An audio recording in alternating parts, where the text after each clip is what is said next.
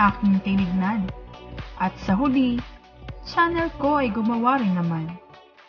Pasok sa mga LS, sumali sa isdaan. Nag-upload ng videos na maaaring balikan.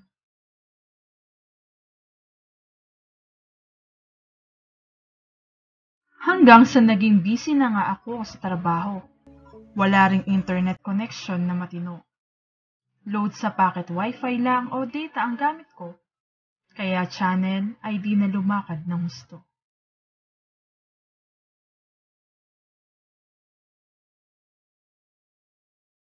Hanggang nitong 2021, buwan ng Enero, nakabitan na rin ng koneksyong di nagloloko. Binalikan ko ang LS sa YT ng isa sa mga naging nanay ko, ang channel ng Senior Citizen Lucy TV na talagang namiss ko.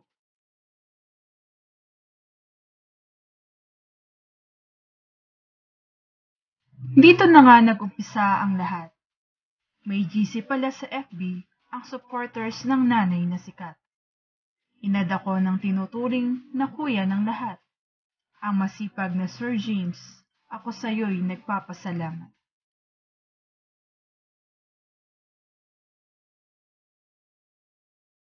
Dito nakilala ang mga simpleng YouTubers na kahit kumikita na ang ilan, ay di pa rin kinakalimutan ng samahan.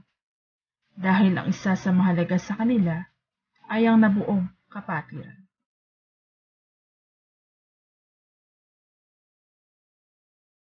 Premiere mo ay ipalista mo na. Pumili ng oras kung kailan ipapakita. Tiyak na sigurado ka na may susuporta dahil nandyan ang team nanay na sayo ay aantabay.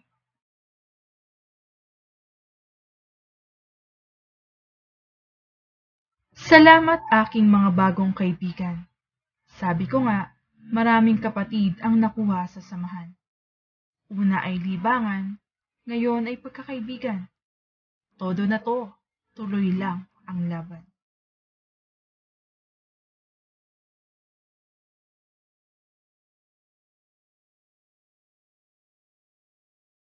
Hiling ko ang katagumpayan ng lahat. Di lamang sa YouTube community na larangan, maging sa sariling buhay na mayroon kayo. Muli, ako si Iyakin0604, ang kaibigan ninyo. Solid supporters, Team Nanay, Yahoo!